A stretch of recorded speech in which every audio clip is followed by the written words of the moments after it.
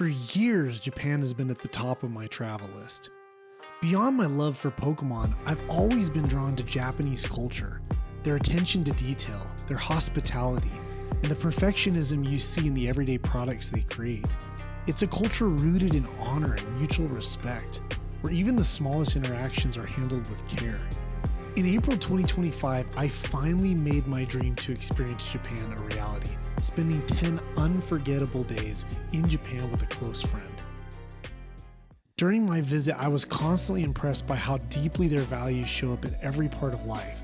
You see it everywhere, in the intricate wooden joinery of a centuries-old shrine, the minimalist efficiency and quiet warmth of a traditional home, and the sleek lines of their modern skyscrapers.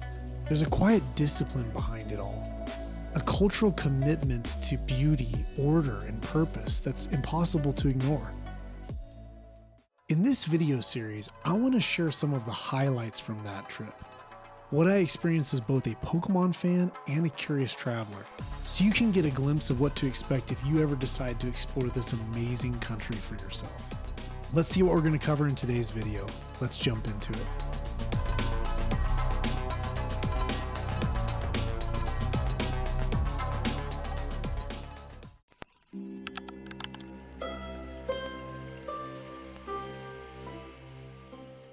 This video is the first in a series of travel pieces from my recent trip to Japan.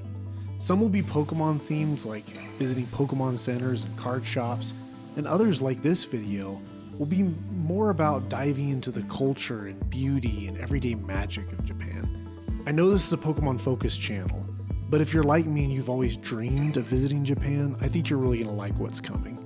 So I hope you'll stick around for all of it. Making my dream of visiting Japan a reality felt incredible, and Ueno Park quickly stole a special place in my heart. The moment I stepped into Ueno Park, I was hit with it. The soft white-pink haze of cherry blossoms everywhere. These were the first Sakura I'd ever seen up close in person, and now I get why the Japanese make such a big deal out of them. There's this delicate, pure kind of beauty to them. And it's not just their flowers, it's the shape of the branches themselves, the way the branches wisp out with such intention. You see it and suddenly all the traditional Japanese art starts to make sense. With so many Japanese celebrating the cherry blossoms in full bloom, there were sections of the park with street food vendors, each serving their own unique treats.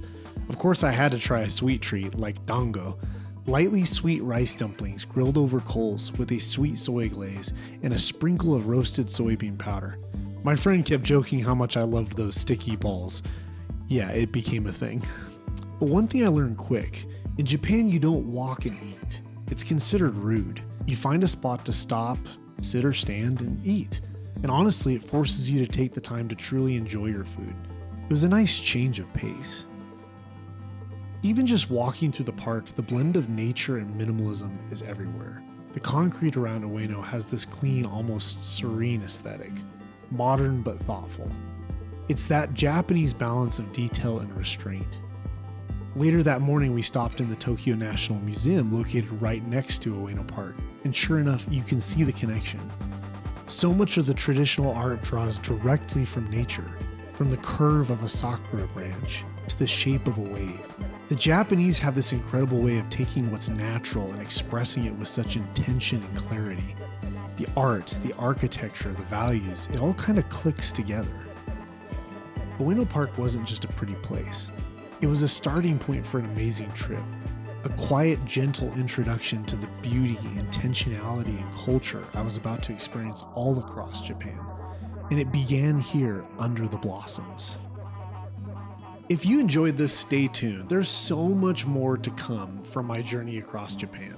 And yes, Pokemon is on the way. Very soon, I might add. Please hit that like button and subscribe if you enjoyed this video. And if you're looking forward to future content, let me know if Japan is on your travel list in the comments below. We'll see you guys later.